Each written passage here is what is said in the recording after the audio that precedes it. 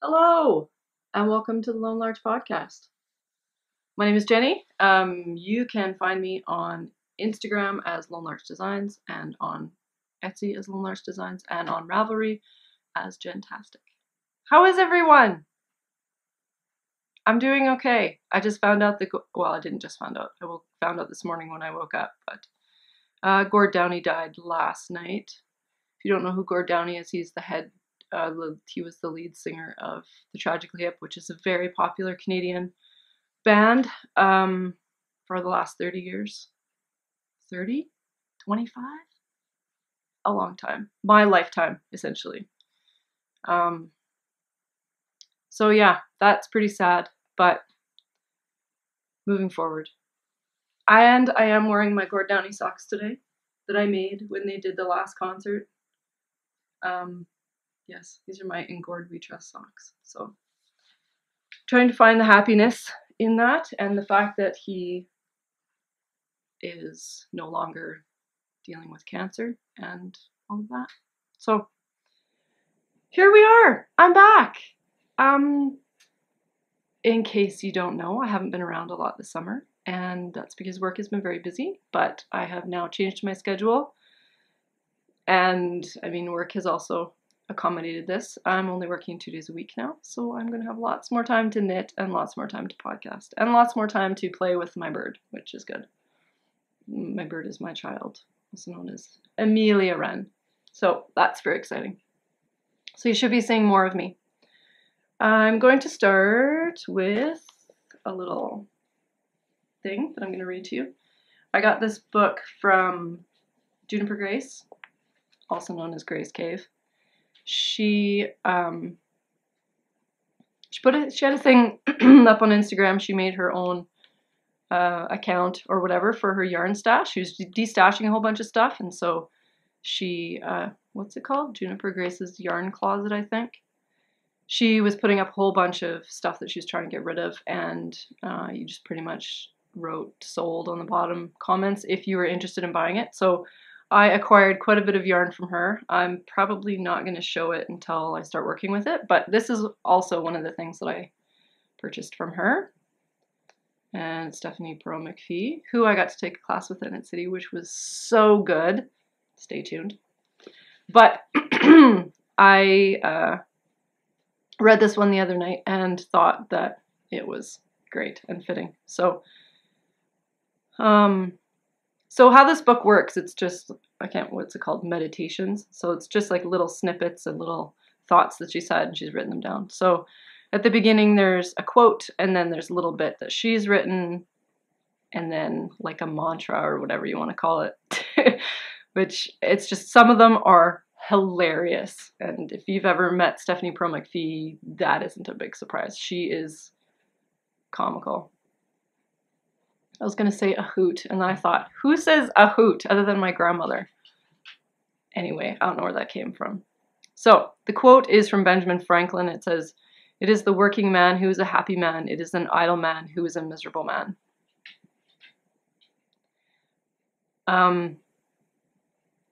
Okay, now her quote, or her little story, says, "My daughter and I were trapped in a seemingly endless bank line.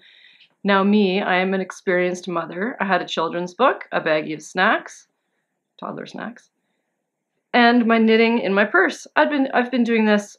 Okay, calm down. "I've been in this line before, and now I come prepared. The woman in the line ahead of us had come with nothing but her son and her wits, and she was showing clear signs of not only losing her temper, but also developing a twitch over one eye. My daughter watched the woman become increasingly agitated and finally commented to the woman's son, 'Your mom should get some knitting. That's what my mommy looks like without it.'" Yeah. And then her little mantra at the bottom, it says, "I recognize that knitting can improve my mood in trying circumstances." Word. Preach it, sister. Whatever. So, if you haven't read any of Stephanie Perot McPhee's books, you should. They're fantastic. So, Grace, I am very thankful for this book. I actually didn't realize that it was a bunch of little snippets because apparently I can't read, but I'm thoroughly enjoying it. So Thanks for that. I have no idea where I'm going to start because I have a large pile of things. And now one of my finished objects is on the floor. Should we start with finished objects? Why not? I think these are the only two things that I have. Oh, the other thing is my dotted rays that I finished for Carly, which I took to her when I went to Knit City. And if you remember that which one that was, I did it in Rain City Knits in bright pink and charcoal gray, and Dotted Rays by Stephen West. I'll put in some pictures here. I adore that pattern, and I am going to now, until eternity, have one on the needles at all times, which I do. So yeah, that one was done and got delivered with great smiles and joy and hugs, and now Carly has her shawl, so that's good. My second finished object is what I'm wearing. Let's do that first.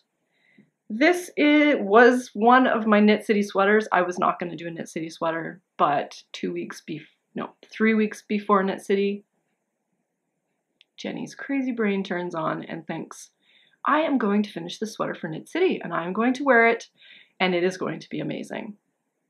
Cue Jenny being a crazy person, knitting into the wee hours of the night after working 10 hours of tree work. I'm ridiculous, but look at it. It's great. So the pattern is Daleen by Isabel Kramer, and I'm going to try this. I did not set this up for standing up at all, but just bear with me. So it's a very, very simple sweater, but if you can see on the sides, there is a line right here, and the back is all garter stitch. Okay, this isn't standing on a chair, Debbie and Amy, but this is pretty close. I put the camera so close so that I wear American jeans apparently. Yeah, so the back is all garter, and then it has the interesting little shaping on the side where it just brings that garter around to the front. Oh yeah, you can absolutely see that. And I love it. As you can see, way too close to the camera. It fits me perfectly. The neck is perfect. I have to yard it down a little bit so that it's not choking me, but it's not as bad as some sweaters that I've made. There's a lot of, not a lot actually. There's a little bit of short row shaping in the back before you, don't cough. A tiny bit of dry throat that sends you into like the ridiculous coughing fits, so I'm trying really hard not to do that. But yeah, a little bit of back shaping until before you come around, and then carry on. Yeah, I'm not gonna keep going because it's a pay-for pattern, obviously. Isabel Kramer pattern, amazing, always so well written, very clear. I will make all of her patterns, every single one, without question, because I have a huge girl crush on her. I didn't modify it at all. I did the smallest size.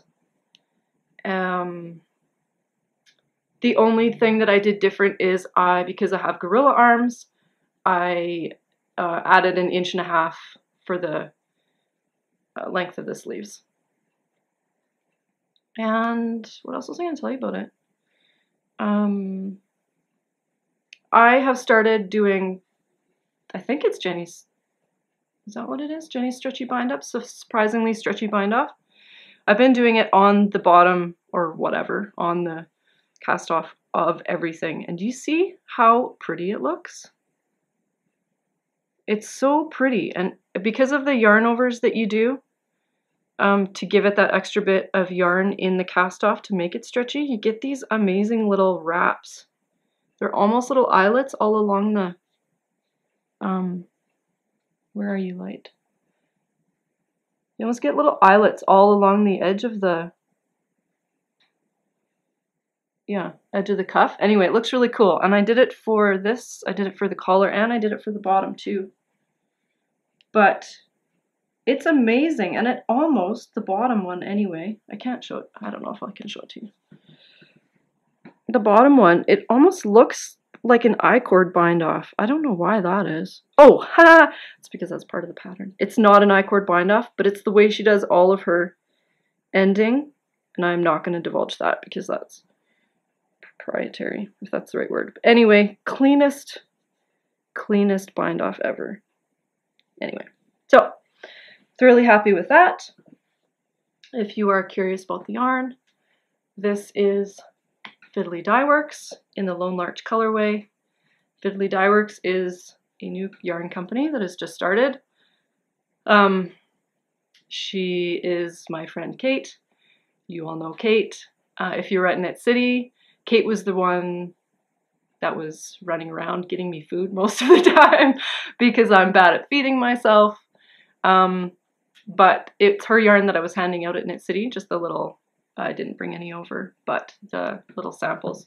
So she is Fiddly Dye Works, and she has a website, fiddlydyeworks.com. I'll put it at the bottom.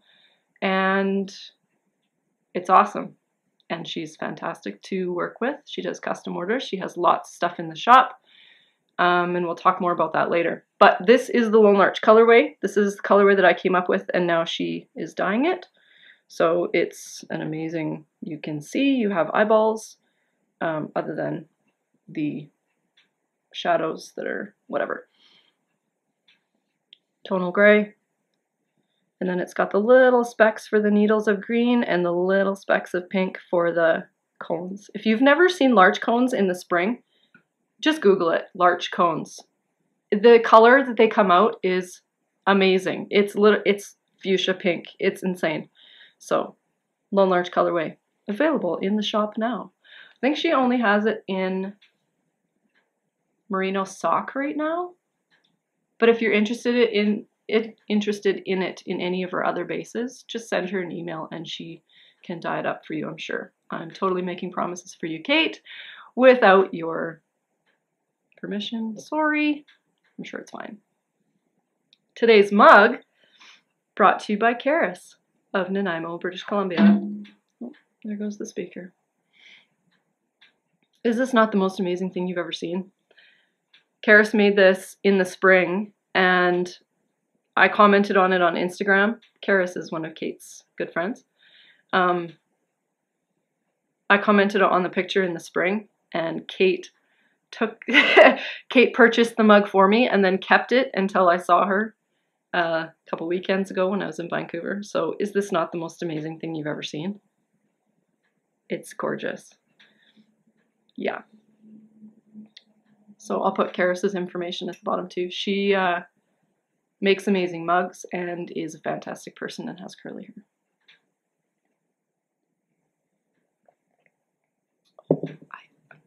No one else is allowed to use it yet because it's still so special and new to me. No one else is allowed to use it. What else? Finished objects. We're still doing finished objects?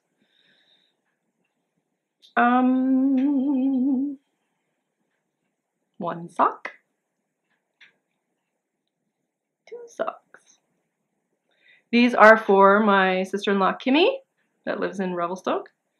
It's her birthday in a couple of weeks, and so I was gonna send these to her for Christmas, and then I was a bad sister-in-law and didn't realize that it was her 40th birthday and that I should maybe do something for that. So I'm going to send her these for her birthday along with some other little bits and bobs. So this is sport weight yarn. That's why you can actually see the stitches. They're so big. They're so fast.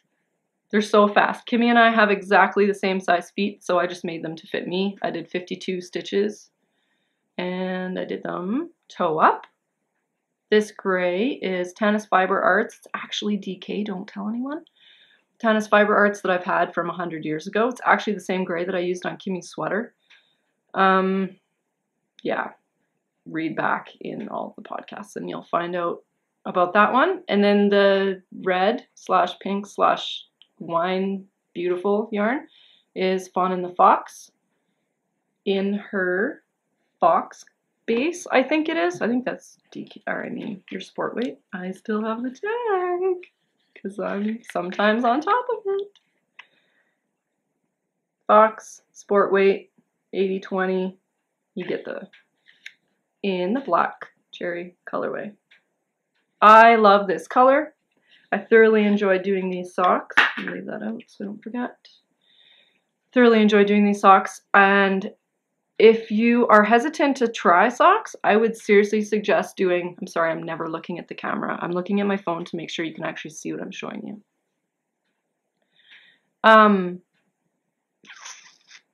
If you've never done socks and you're worried to do, because there's a billion stitches and the needles are so small, blah, blah, blah, blah, do sport weight or worsted socks because they are so fast.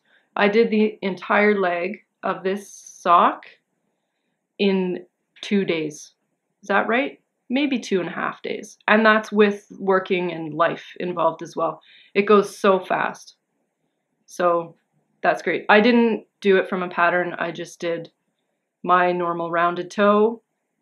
Refer to Ravelry group, LoneLarchPodcast, Jenny's rounded toe thread, until it fit my foot properly, and then 52 stitches till I hit the mark on my on my little template that I have, that I used for the fish lips kiss heel, which is that, and then up I went, and then ribbing until I got bored of doing ribbing. So those are done and will be mailed off shortly. I'm very excited about that. Those are done. They haven't been blocked yet. I still have to do that today, but no big deal. Finished object, finished object. I think that's all I have to show you for finished objects. What else? Let's take a yarn break for a minute, and I'll tell you a little bit about my Knit City trip. Knit City is becoming, if you don't know what Knit City is, it's a yarn festival that is in Vancouver, BC, every the weekend before Canadian Thanksgiving. It's usually the first weekend in October. And it's amazing. And if you think that it's nothing big and you think that it's just a little Canadians having a great time and there's 4 of us in a room with our parkas on, you are mistaken. It is insane. Thousands of people. I don't even know how many booths, hundreds of booths. It's like it's in a big exhibition building, and it's full of booths. Now, I've never been to all the other ones. I've never been to Rhinebeck. I've never been to TNNA and SSK and blah, blah, blah, and all the things. But it's pretty big. It's significant, and you should come because it's a different place and it's a different world. And it's not just that it's Knit City, it's in Vancouver, and Vancouver is an amazing place all on its own. So come next year. Book your hotel room now because they book up fast. What was I gonna say? Oh yeah. Knit City trip has become more than just a Knit City trip for me. It has become a getaway for me. I have started booking 3 days before Knit City starts, and then I go to Knit City, and then I have 3 days after Knit City. And this year was incredible. I got a hotel room downtown, right downtown, and I played for 3 days. I did whatever I felt like doing for 3 days. And I thought I would sit in the hotel room a lot and knit and like eat junk food and just zone out. I did not. I did a billion things. I left my hotel room at about 9:30 every morning and didn't get back until after supper time. I was just doing way too much. There was just too many fun things to do. So I got off the plane with all of my backpacks. Yes, that is how I travel. I travel with backpacks. If you've watched the Grocery Girls podcast, they have a picture of me at the beginning, and I have both my backpacks on. My yarn backpack on the front and my clothes and other crap backpack on my back. That's just how I work. I don't like rolly suitcases. I prefer to have everything on my body and then free hands, and off I go. So judge away, whatever, it works for me. And yes, I did hike. Okay, so just get out of town. So I flew in Wednesday morning, hopped on the SkyTrain with my many backpacks, and went and found my hotel room, dumped my bags, and proceeded to just wander around downtown, essentially. My hotel room was just off East Hastings, and so that was a bit of a culture shock. I mean, I grew up in the city. I know what the city is like. However, I've not lived in a city in a long time, nor have I lived downtown Vancouver before. So it was a bit of a culture shock going from tiny little Olds, Alberta to downtown Vancouver. So it was a little overwhelming, and whatever. I got a great donair. It was fantastic. Wandered around, had a smile on my face, and went and found, oh, I had an appointment to go to the float house. And if you don't know what the float house is, it is a float house. They have float tanks. If you don't know what a float tank is, do some research because it is worth it. I have been looking into it for a while and trying to decide if I wanted to give it a go or not. And finally I decided to just try. Why not, right? So I booked an appointment and I laid in a Epsom salts filled tank with a little bit of water too for 90 minutes, and it went by so fast. And I fell asleep, and it was amazing. When I first walked in the door, the dude that runs the place was a little bit too hippie-ish for me. A little bit too, like, you know what I mean. Just a little bit too much. A little bit too much. I don't know how else to describe it. But, so I was a little hesitant to actually do this, and like, am I actually going to get something out of it? And so whatever. I just jumped in and I did it. I fell asleep and I was so relaxed, and I did some stretching in there and got out and was expecting like this big revelation of how my life should change or what I should do next in my world or this big life-changing experience. But it wasn't until that night that my outlook just kind of changed a little bit. And it wasn't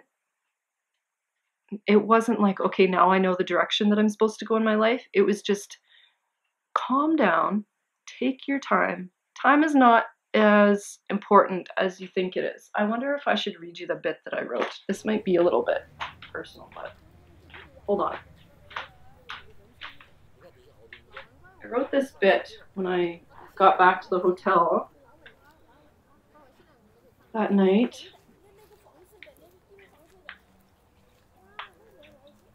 I'm just reading over it to make sure there isn't anything like crazy.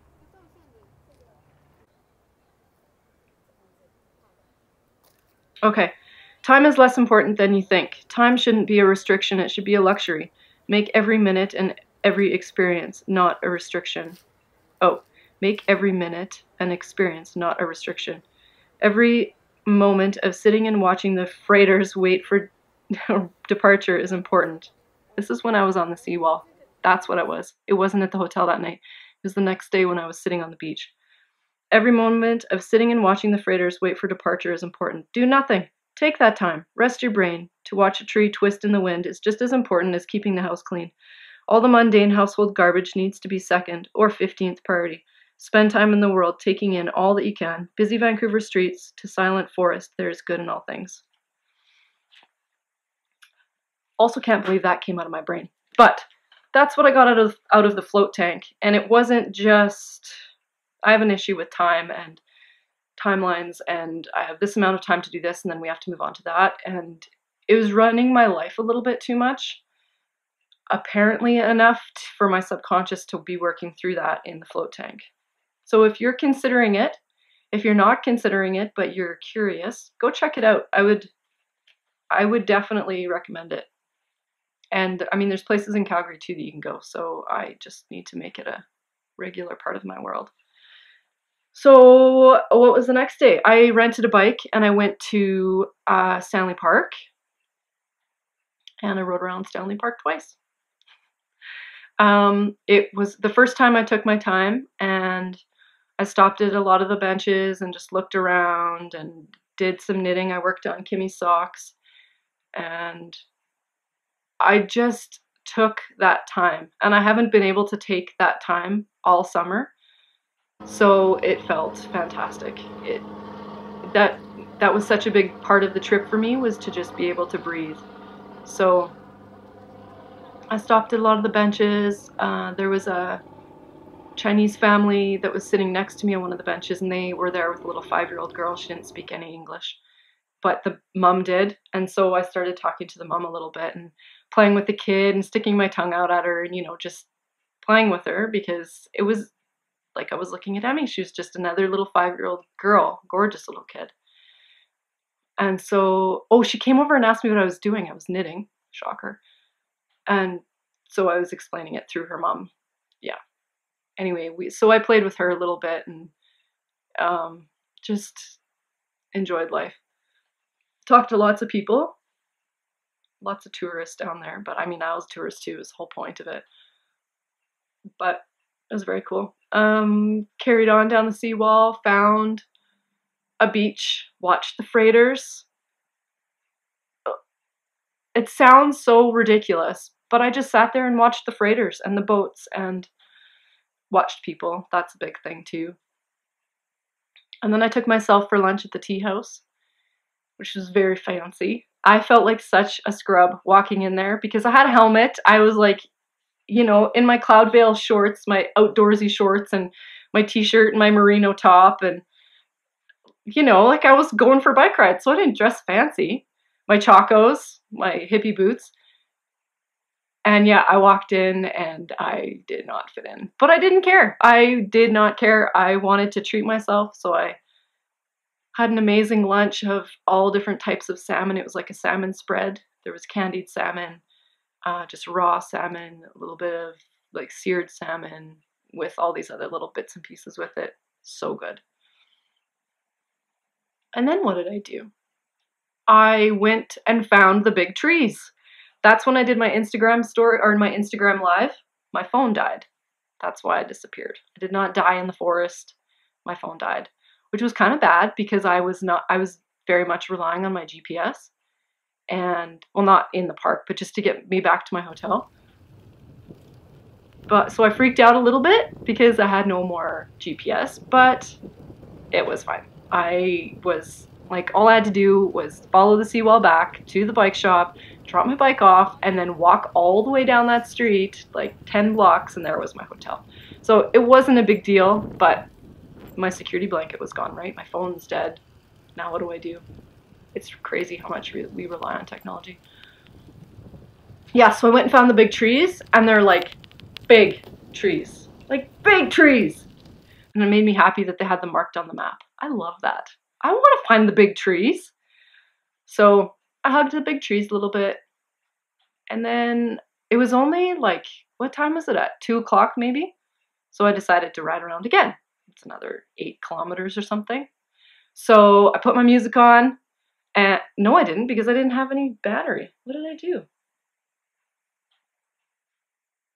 Did I really ride all the way around there with no music? That's how, I function much better and a lot with music, so that's kind of shocking to me.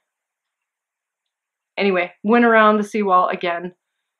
It was much busier in the afternoon, so I was like speed racing around everyone on my little cruiser bike. It was so awesome. Took my bike back, went and found back to my hotel, sat for a bit because my legs were tired, and then carried on. Can't remember what I did that night. Anyway, by myself again, wandering, enjoying life.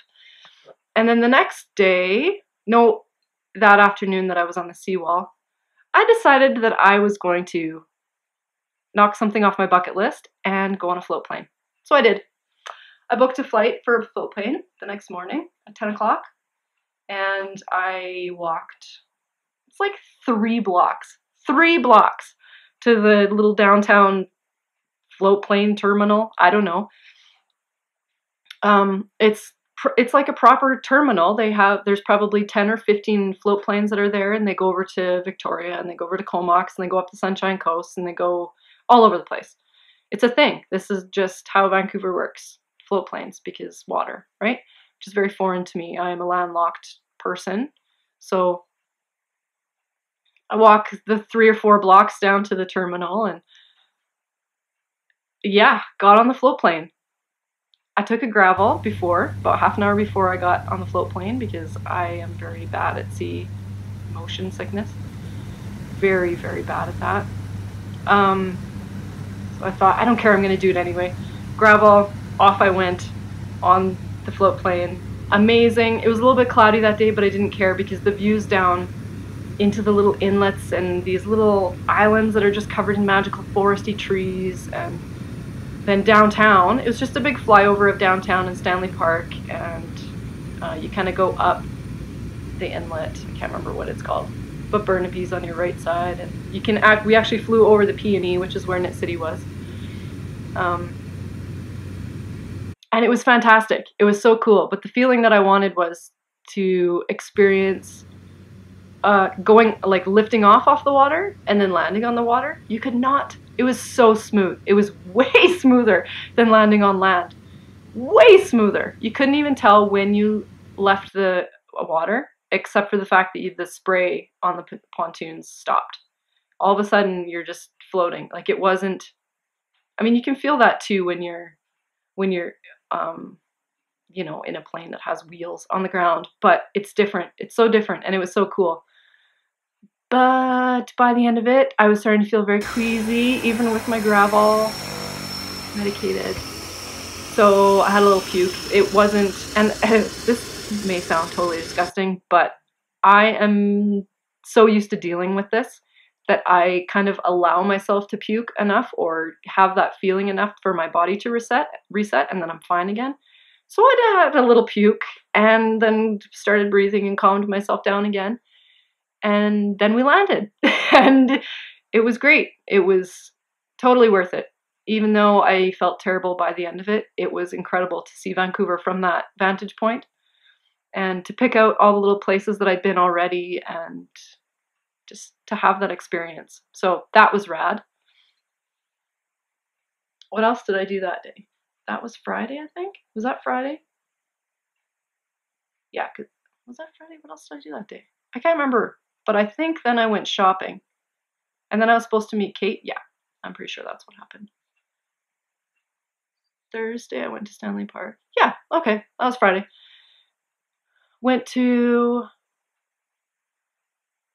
Picked up toddler snacks from my hotel because I am a toddler. My metabolism is like a toddler. I have to eat every 2 hours. So picked up my toddler snacks and Googled where a whole bunch of consignment stores downtown. And so I just went consignment store jumping and just looked at pretty things and bought a few shirts and talked to some lovely people, and then took a tiny little bus, a tiny little sea bus, tiny little shorts. If you've taken Stephanie Pro McPhee's class, you'll understand that reference. Tiny little shorts, tiny little ball of yarn.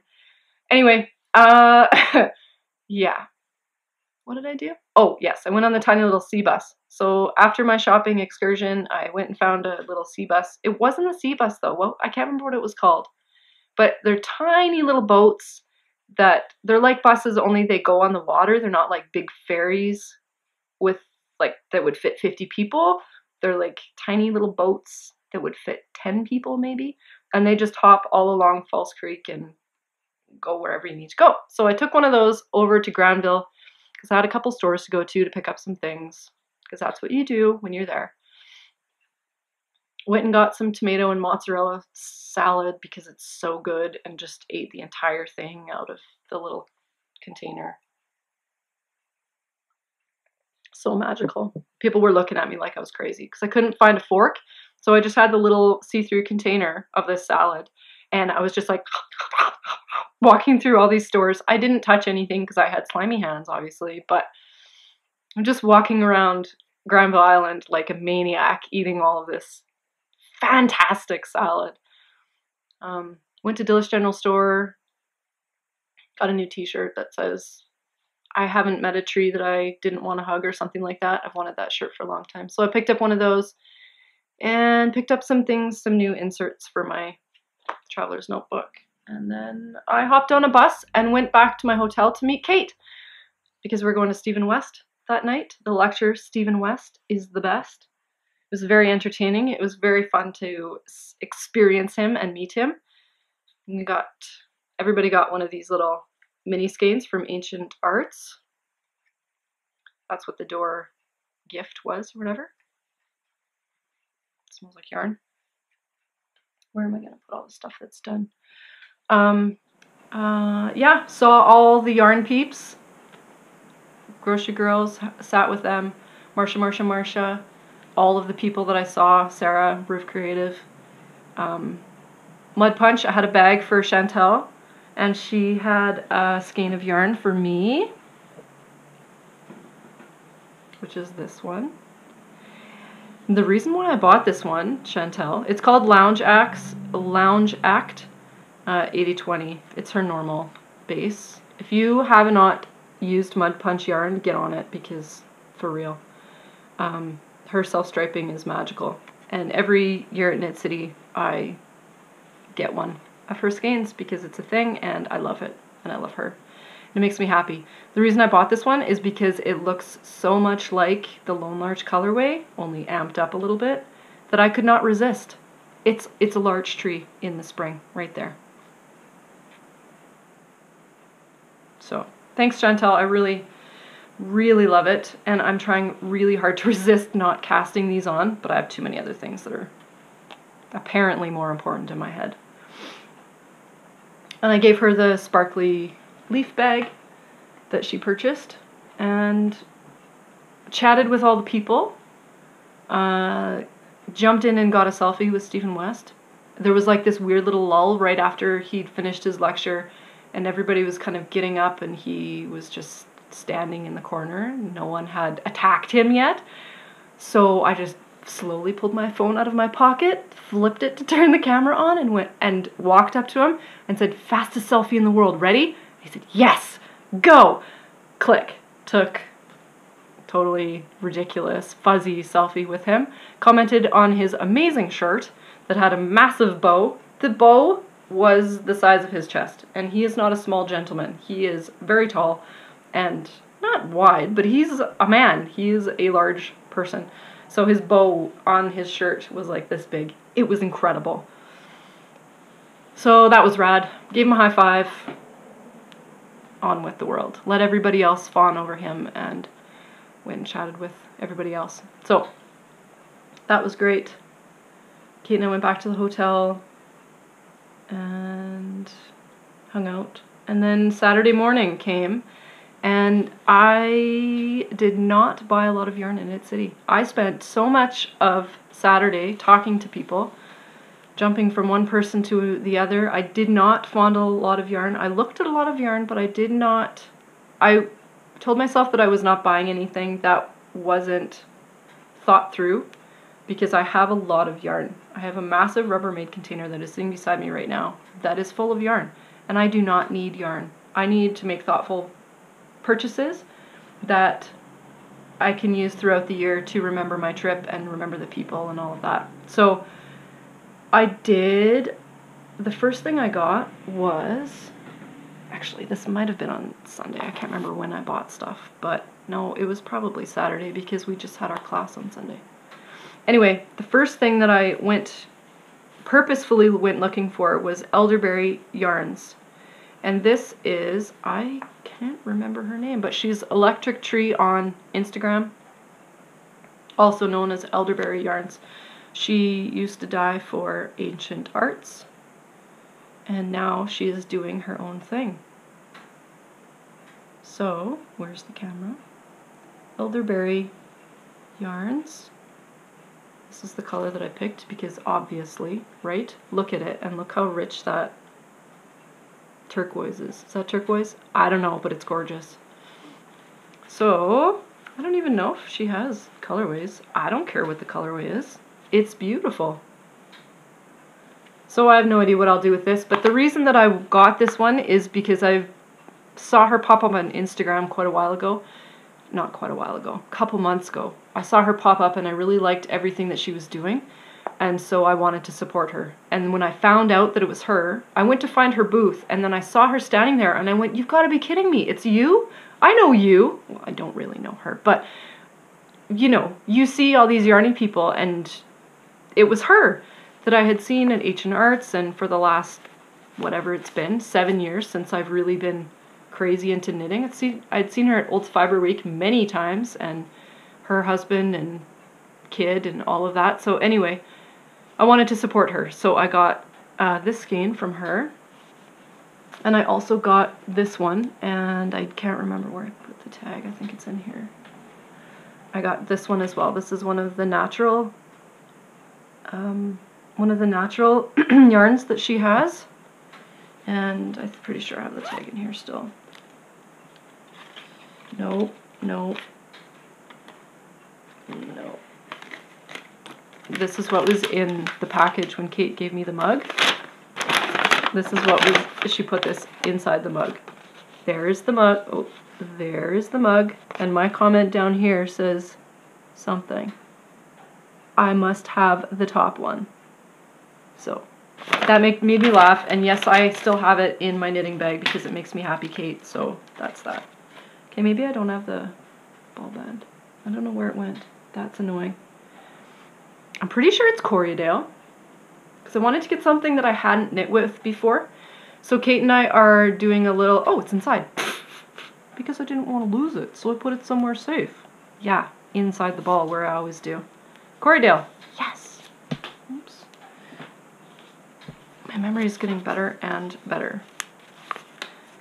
Mill spun, 100% Corriedale, 100 yards, spun on Salt Spring Island, which is Canadian as well.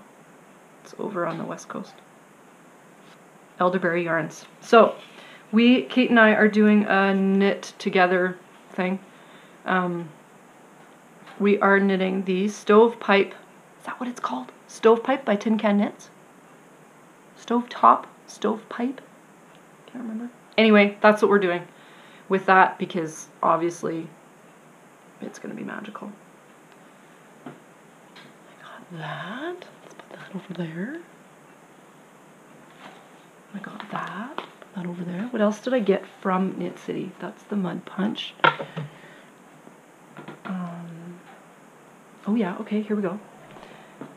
Okay, so I met Bristol Ivy. No big deal. She's awesome. Yeah, and we were in this booth when we met her.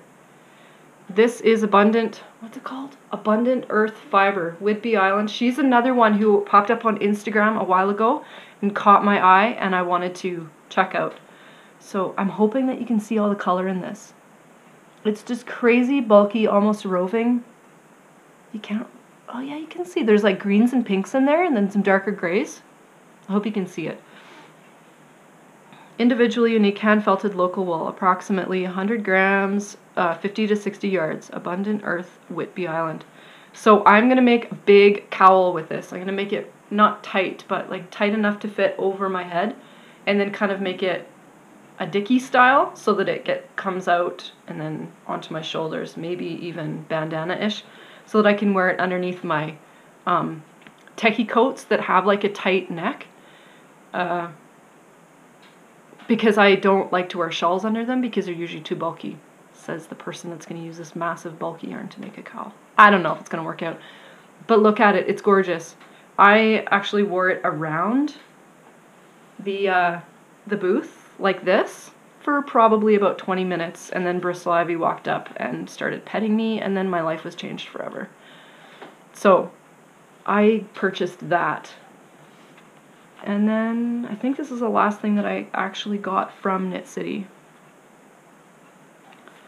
Caitlin French is someone who I have always adored. She is magical to me, and she's one of the people that I met at my first Knit City and made such an impression that I just want to keep supporting her because she is her.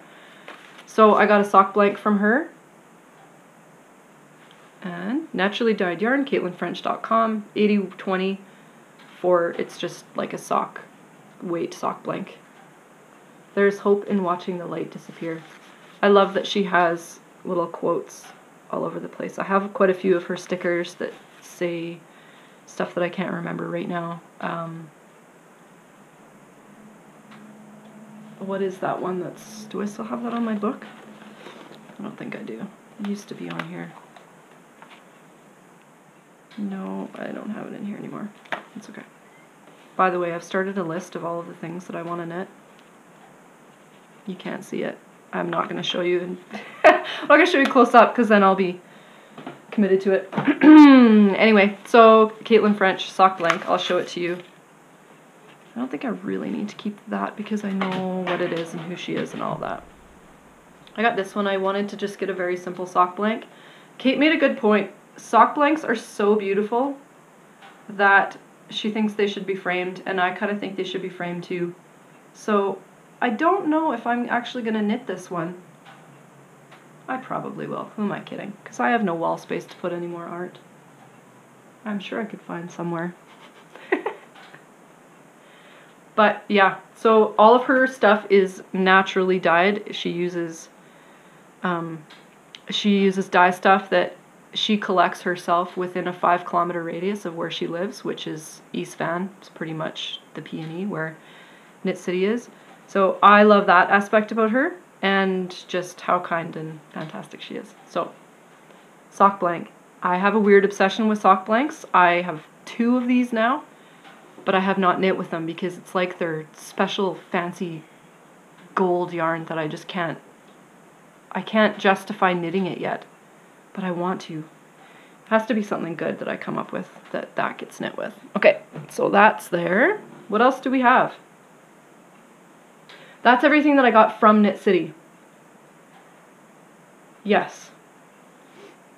So what else happened at Knit City? Saturday night. Oh, Saturday night, Kate and I went to Billy Bragg, which was, Billy Bragg, look it up. He's an Irish fellow that is very handsome and gentlemanly, and he sings songs, loud, shouty political songs, and sweet, sweet love ballads. It's fantastic. We had a great time. He was playing at the Commodore downtown, and I've heard so many people, like, you know, when they're announcing their tour dates, and it's like, Commodore, Vancouver. It's this place that's in my head that is so fancy that I had to experience, so that's why I said yes. I actually had never heard Billy Bragg before. Whatever. It's kind of not my era, but Kate has a massive crush. Billy Bragg is actually her secret boyfriend, and he sings all of the love ballads to her at the concert, obviously. So we went to Billy Bragg, and it was fantastic. We got amazing seats up on the balcony right in front of the bar that's upstairs. So we had a perfect view of the floor, perfect view of the stage, and there were small tables in front of us, but they didn't fill up, so we had a fantastic view of the whole thing. And it was hilarious to see Kate act like a small child, like a 12-year-old girl, giggling over the Backstreet Boys is what it was like. It was awesome. It was so cute, and she's like sitting there. I'm totally gonna embarrass you now, Kate. Whatever. It's fantastic. She's, oh, I love this song. This is my favorite song. And then she'd get really, really quiet. And then you could just see her like singing along to the song. I was totally clueless. It was a fantastic night. We both had a great time. Just like another experience thing too. It wasn't actually seeing Billy Bragg, it was the whole experience, going to the Commodore and then walking home afterwards, stopping at 7-Eleven and getting potato wedges and what else do we get? Chicken fingers or something like that. And walking back to our is great. It was fantastic. Fantastic. Then Sunday morning happens. Excuse me. We had to be at, okay, so we decided we had to be at Knit City at the marketplace at 9 o'clock so that we could do our last shopping and then go to our class at 10 o'clock. The Fix is In by Stephanie Pro McPhee. And then we were getting picked up by Glenn, which is Kate's husband, and Griffey right after our class. So we didn't have time to go back to Knit City. We had to do our shopping and be done. So the amazing thing is that every time we had to take the bus, we made it. Like, we didn't have to wait for transit there at all. I never had to wait for transit. The longest I had to wait was at Granville Island, not Granville Station, but Granville Island. You go up, you have to kind of walk up onto the bridge, and then there's a bus stop there, and then off you go straight up into downtown. That is the longest stop that I had, the wait that I had, and it was probably 5 minutes, maybe 4 minutes. No time at all. The transit in Vancouver is spot on. I think it is. I just used Google and turned on the transit part, and it just tells you like what bus, what time it's going to be at that stop, the stops along the way, and then it was awesome. So if you go to Vancouver without a car, just use the transit. It's awesome. Downtown anyway. I don't really know other than that. So what did we do?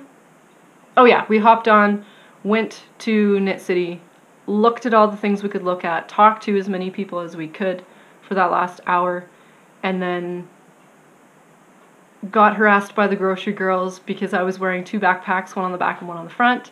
That's the picture of me and Jody. Jody's just has this hilarious smile on her face because it's Jody and she's great. And those 2 ladies, if you have not met Jody and Tracy, the grocery girls, try to, because they are so genuine and lovely and real life people. I adore them. What else? Then we went to Stephanie Pro McPhee's class, The Fix Is In. It was life-changing. I took that class mainly for Kate, because Kate had, when we lived in Olds together, when we lived in the same town, Kate would get to a point in her knitting and she would get lost or not know how, or she screwed up or whatever. She would just stop, put her knitting down, phone me, and then wait until I came over to fix it. It just scared her. And then she moved to Langley. That changed significantly, but at the beginning, she would do the same thing. She would make a mistake, put her knitting down, drive 20 minutes to whatever that yarn shop is in Port Moody, I think it is. Ask them to fix it, like, just please fix this, and then they would fix it and then carry on her way. So I thought, okay, we have to do this, The Fix Is In, so that you can have more confidence and fix your own stuff. It was life-changing, even for me. That sounded bad. Not that I'm this amazing knitter, but I can figure stuff out. I'm a deconstructor and I like to know how things work, so it doesn't scare me if I screw up. I can fix it. But she showed us so many tricks. All I'm going to say is tiny little charts and tiny little balls of yarn. Tiny little balls of yarn. Adorable. So much fun. She's fantastic. She snipped my Mad Tosh. I did my swatch at a Mad Tosh because I wanted to have candy yarn to knit up for Knit City for our little practice thing. And she cut my Mad Tosh. And it was so funny. She'd like walk up to you. She snipped everybody's. She'd walk up to you. And she'd have her tiny little snips in her hands. She'd grab, like, eye contact.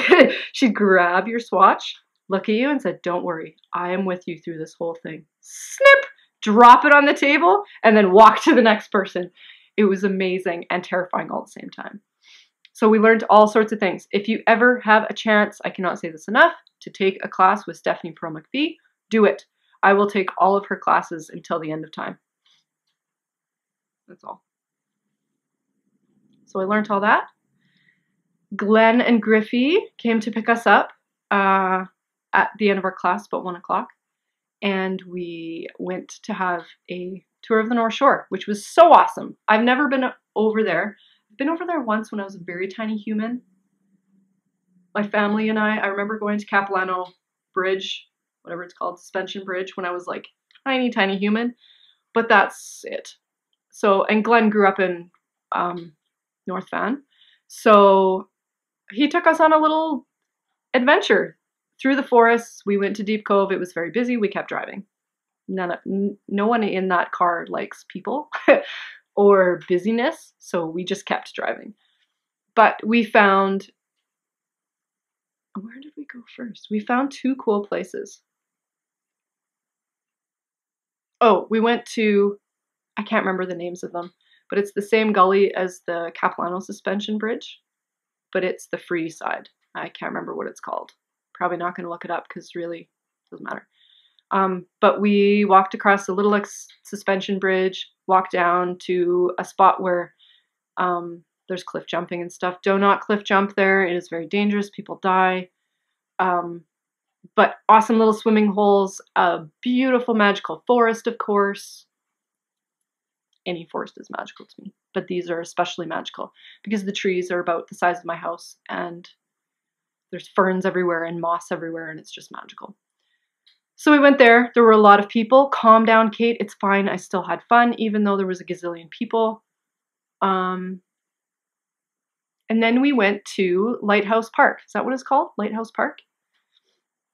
And it was amazing. Next time I go to Vancouver with Emmy, or go to Langley with Emmy to visit, we're going there for a day. We're going to Lighthouse Park. We're taking a lunch. We are wandering through the magical forest, looking for fairies, and stopping on the rocks and having our fantastic lunch, watching the tiny little sailboats going in and out, and the waves crash against the rocks. And yeah, we're definitely going back there. If you have the chance, go there. Lighthouse Park, I'm pretty sure it's what it's called. Then what did we do? We went for dinner, and it was really good. I don't remember what I had. Soup. Oh, that was the double cheese, whatever it was. It was like a grilled cheese sandwich, but like on steroids. It was so good. Grilled cheese sandwich, amazing soup, lovely restaurant. Borgoo, is that what it's called? Did I really pull that out of my head? I think it's what it's called. Borgoo, Burgoo. Oh yeah, had an amazing dinner and then went back to Kate's house. Saw massive yachts. There's so many yachts there that are like literally 4 times the size of my house with a helicopter on the back and about the size of like Jared's spaceship truck. Insane. Completely different world. Massive yachts everywhere. It's so crazy to me. Yeah. Yeah, then we went back to Kate's house and I had 3 days at Kate's house and guess what we did? Because Kate now has a yarn company. I got to be her dying gopher and do anything that she asked me to do and try and help her out, be her second little hand helper. So we dyed a bunch of yarn. What did we dye? We dyed, I didn't bring home everything, I just brought home some things.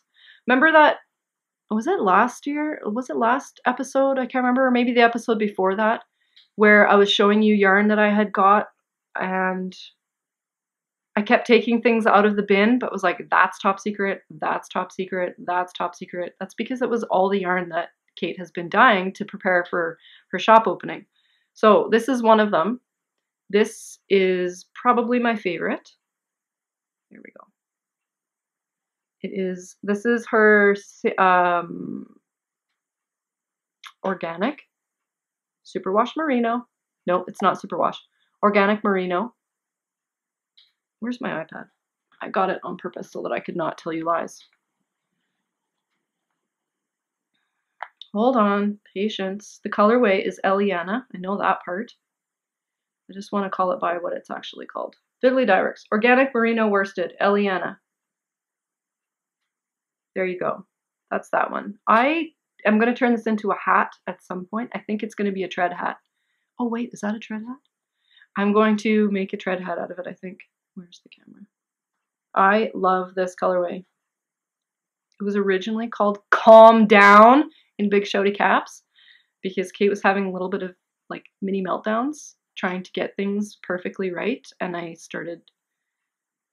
was the little voice on her shoulder for a lot of the time saying, just because it doesn't turn out perfectly the way that you thought it in your head does not mean that it's wrong. Happy accidents can happen, and it's not that they're wrong, it's just that they're different. So this was not a happy accident. This actually turned out exactly the way that she wanted it to be, but there was a lot of calm down being thrown around in her kitchen that day. So that is, I'm just trying to think if I have one of each one of her bases. This is the organic merino worsted, and then I have These two are her single ply. What is it called? I know you're shouting at me right now. Superwash Merino Worsted. It's a single ply. I'm trying to get the names right so that I don't tell you the wrong thing. Come on, Intertubes. There we go. This one is Gypsy. Trying to show you the cool bits. There we go. This one is Gypsy. This stuff is so gloriously squishy. I think this is what I'm going to cast on first. This is the same base, but this one is Niana.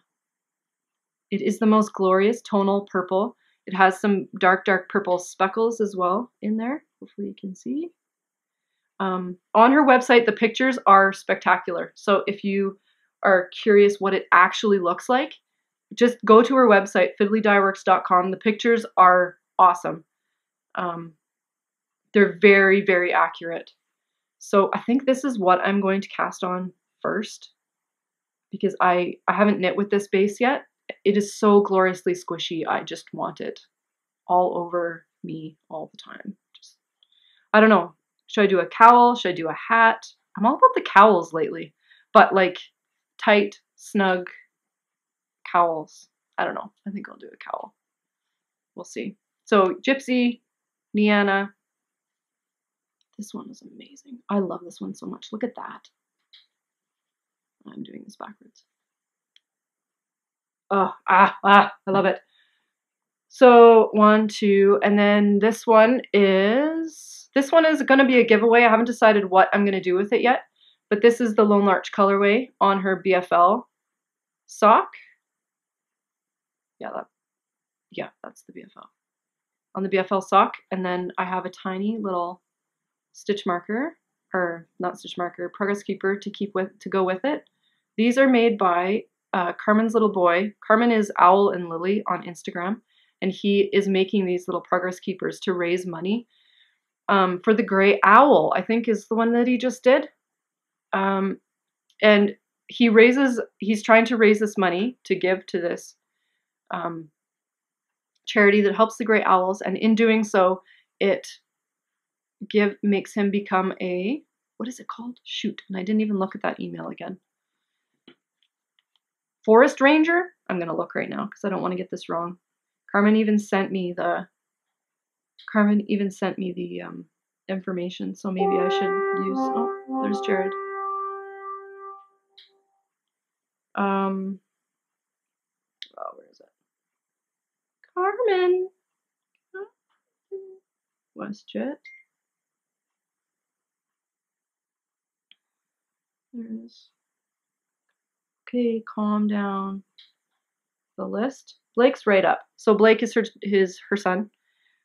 Blake is an Earth Ranger, and as an Earth Ranger, you get to pick and choose endangered or close to endangered animals to fundraise for.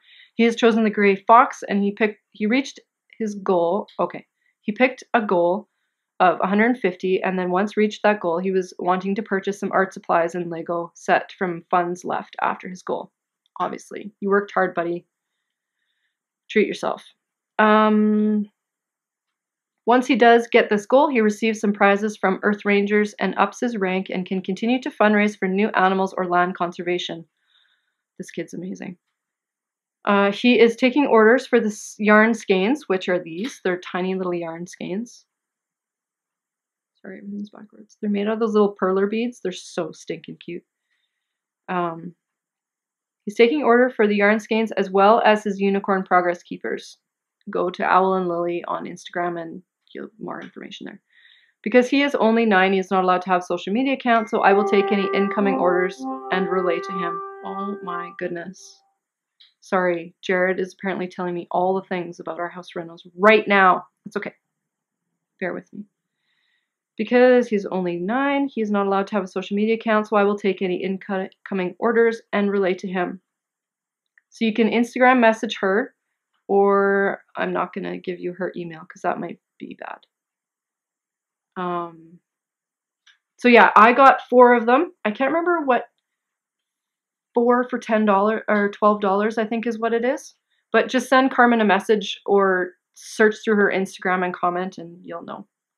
You can figure it out there. So anyway, this BFL skein of Lone Larch is going to go into a giveaway with one of my bags. I just haven't decided what it's going to be for yet. I actually might do it as to 2,500 followers because I hit that when I was in Knit City or shortly there before, which I can't believe. So I might just do an Instagram followers giveaway. But that is her BFL base. Can you see it close up? The ply on this one is just rad. I absolutely love this yarn. Big fan of BFL lately.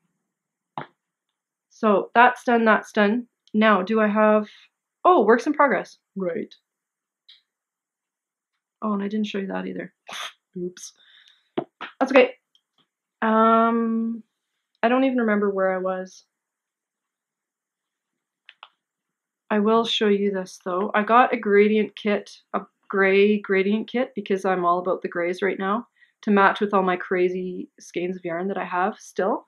This one I got from Seawall Fibers. This is the third person. It's so amazing how well I stuck to my guns this Knit City. I had 3 people that I wanted to check out. The Abundant Fiber, Seawall Fibers, which is Canadian from the East Coast, and then Elderberry, wherever she went. She's behind the camera. So this is what I got from Seawall Fibers. And it is on her quartz sock, 4-ply fingering, 75-25, 460 yards, blah, blah, blah. Curated minis. And it's cool because she puts little stories, or kind of like the story of the company, on her ball bands. So very Canadian. And I know what I'm going to do with this, but I'm not going to tell you yet. I will probably have started it by next podcast, so stay tuned for that. While, I think, did I show you all Kate's yarn? The only other, oh yeah, her other 2 bases you'll see in works in progress. But I'm just going to show you the last 2 things that I got when I was in Vancouver. When I go there, I have to go to Valley Yarn because I love Valley Yarn and I love the ladies at Valley Yarn. Valley Yarn is in Surrey and it's 20 minutes from Kate's house, so that's where we go. I found this. These are amazing. This is the Blue Brick Killarney sock. The Blue Brick is the company. And these are, the colorway is Kim's Barn. And these are perfectly matching, like 50-50 socks. So yeah, it starts with the lightest blue at the top and then phases into the darker blue and then down into the brown. It's beautiful. I had to bring it home. Simple as that. Hand painted, and she is Canadian. I'm pretty sure she's on the East Coast as well. For some reason, I think that's right. I could be lying to you. Anyway, the company is trying to show it to you. The Blue Brick. Shop is thebluebrick.ca. Check her out. Her gradients are magical. They are insane, and all of her colors are super intense and rich and very jewelly. Love it. So I got that from Valley Yarn, and I got this because I need to make Tyler some Christmas socks as well. Tyler and Kimmy. Kimmy socks, Tyler socks. So, and I have this skein of Sweater Maker yarn. It's just, you can see it, it's just a really, really dark gray that I'm going to use for heels and toes, just like Kimmy's. And then this will be the body, obviously. And this yarn is Millvine Wool Project. If you don't know about I don't know if it's recording or not. I really hope it is, because I don't want to have to play with technology. Because it's not fun. Got it. Figure it out.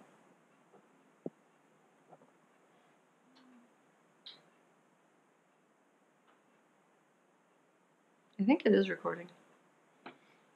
I just don't have a preview anymore. Yep, I just don't have a preview anymore. Should we do this without a preview? This could be bad. Let's try, because I want. Yeah, I just can't find it. Why? Try again. Why can't you find it? The Bluetooth is working. Anyway, Mineville Yarn Project, nope, Wool Project, is, okay, what? What is that again? Shoot, now I've forgotten. Handmaiden. You know who Handmaiden is, and the other company that now I cannot remember what it is.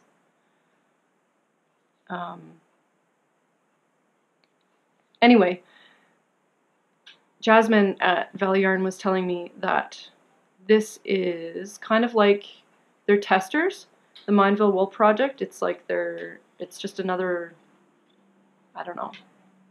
They try all these new colorways, and then instead of just getting rid of all of these testers, they sell them as Mineville Wool Project, and then tweak them whichever way they want them to go, and then release them as the Handmaiden or whatever the other one is that I can't remember the name of it. Fiber? It starts with an... Anyway, so they sell their testers essentially, and then they sell them at a reduced rate. Like this skein was $15.25 Canadian. I have no idea what that is American, but $15 for a skein of sock yarn is exceptionally good. It's like essentially half price compared to most brands. Yeah, so it's rad, and I found this colorway, and I hope Tyler is gonna like it. It looks completely different, caked up, than it did in the skein, so I'm hoping that I still like it. But we shall see. I need to get those going so that I can get both those in the mail so that Kimmy gets her stuff on time. Mineville Wool Project. I better leave that with that so I don't lose it. So what am I working on? I think that's all the yarn I have to show you. A couple other things, but I'll wait till next time. I'll show you what I'm working on. First, I have another dotted race started. I talked about this last time, I think. I'm going to make one. No, I don't think I did talk about this. When I finished Carly's pink and gray dotted rays, I finished it at my parents' house. My nieces and nephews were there, and I got Isa to model it for me for the pictures. And Isa loved the shawl so much that she asked for one. Isa is 10-ish? She's either 9 or 10. Can't remember. Anyway, she requested one, and so this is Isa's dotted rays that I have started. I am using, I showed you the wrong side. Not that it matters, it's just the lines aren't as crisp. This is her dotted rays. The bluey green is Fiddly Dye Works in the Griffey colorway.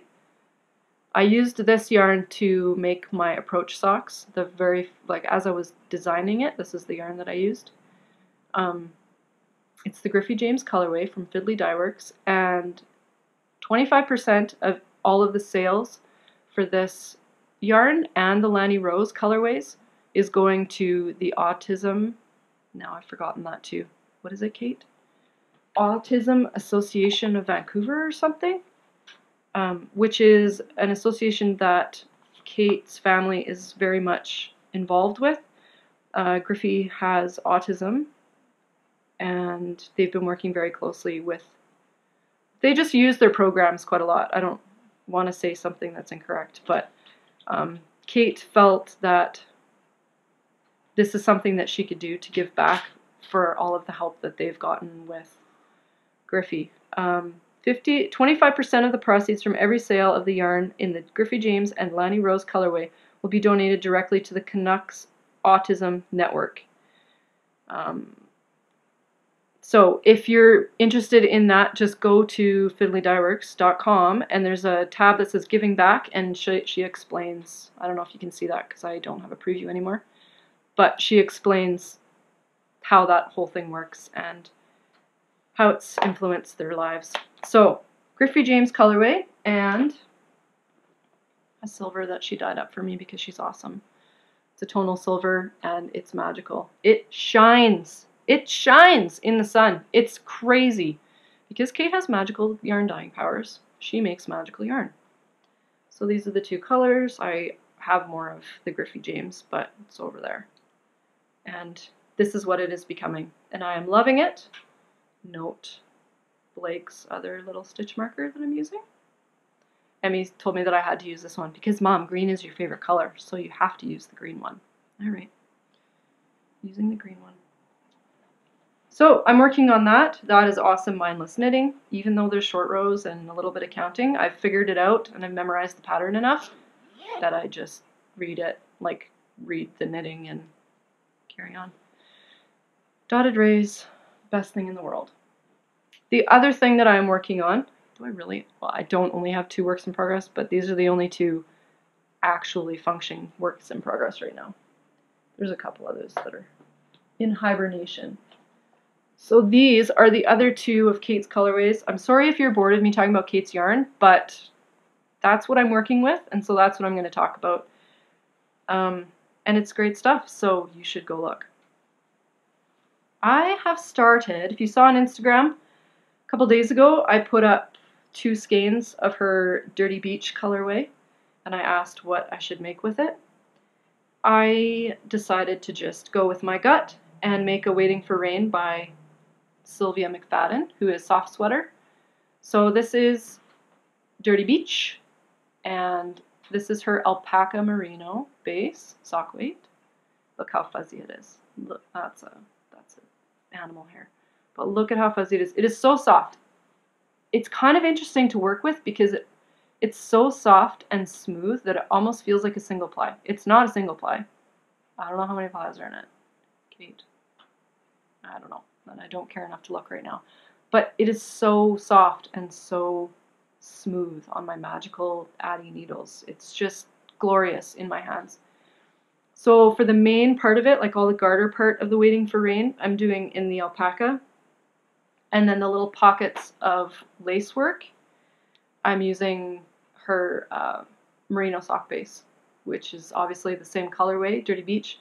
It's just her merino nylon blend base.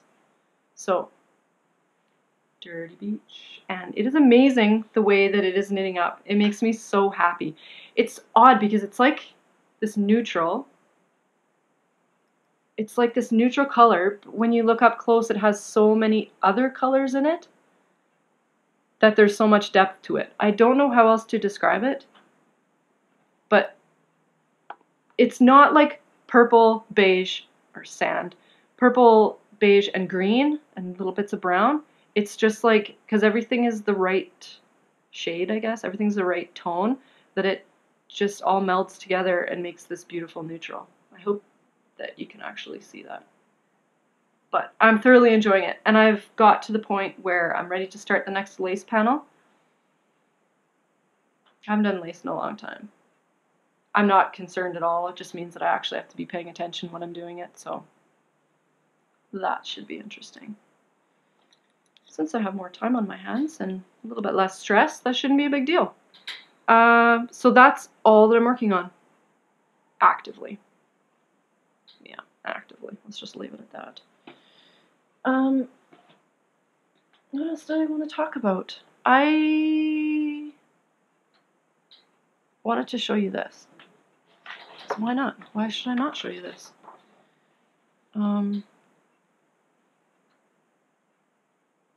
So it's a happy day here at Pearson Base Camp because the new Patagonia catalog just showed up in the mail this morning.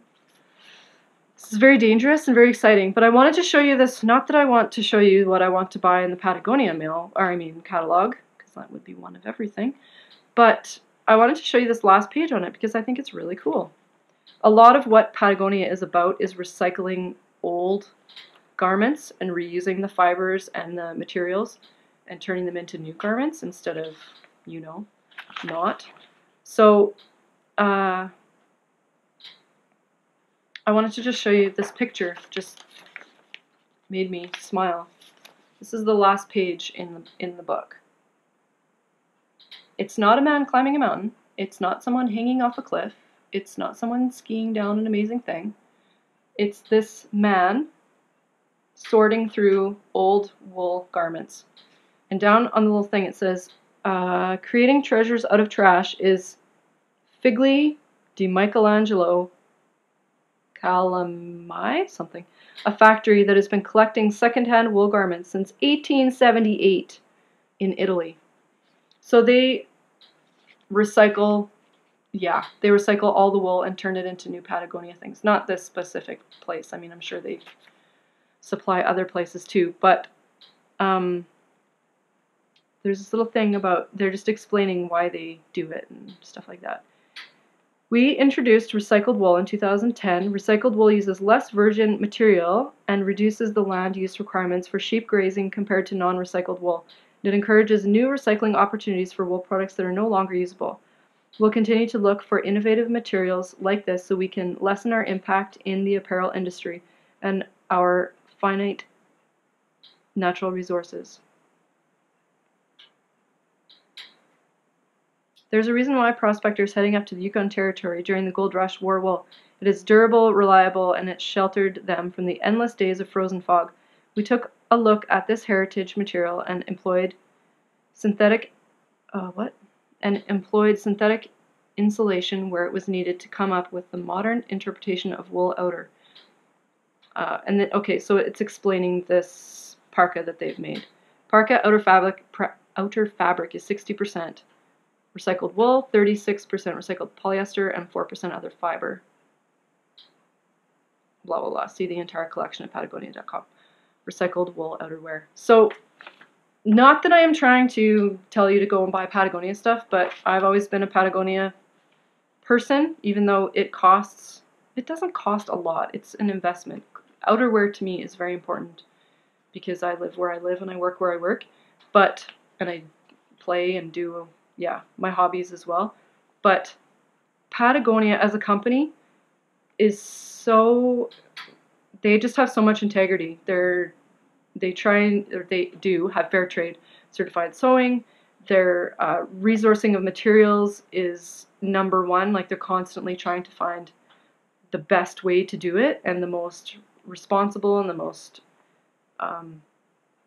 environmentally friendly ways, and I just respect that so much. I think it's very cool, and I want this vest right here. And then there definitely are pictures like this in the catalog too that make me very happy. So, sidebar. Anyway, I think that's all I have to talk about. I'm going to put in a little bit of tree video, some stuff that we've been doing over the last little bit, just so that you can see what's going on. Yes, I am doing tree work, all of it. And next time I'll have a proper educational For the Love of Trees segment for you. But I think I've talked enough, and I will see you next time. Bye! Big kiss! Mwah.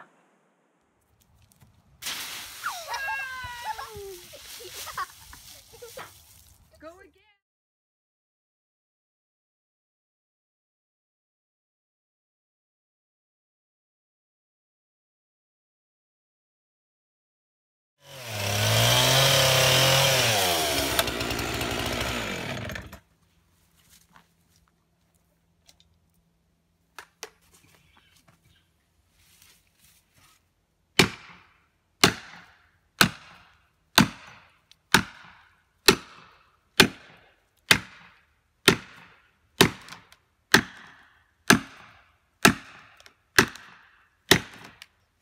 Oh, it's gonna go on its own. Look at that. It's moving.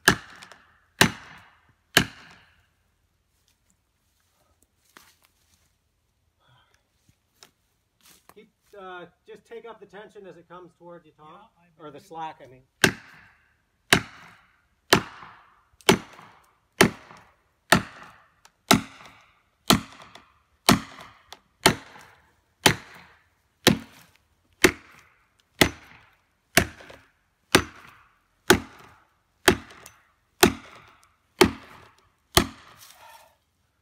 Okay, Go give it a tug.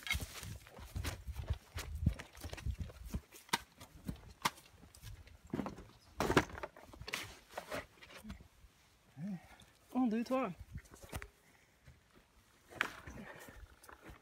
Oh, you don't even need me.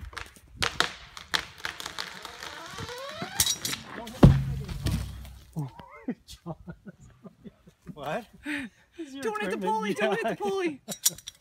Well, it's true. It'd be toast if Yeah. it was it. Perfect. Well done.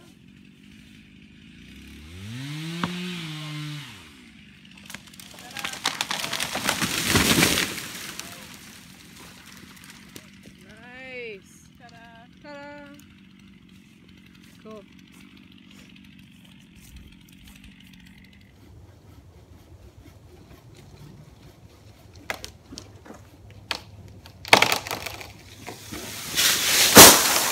Fantastic.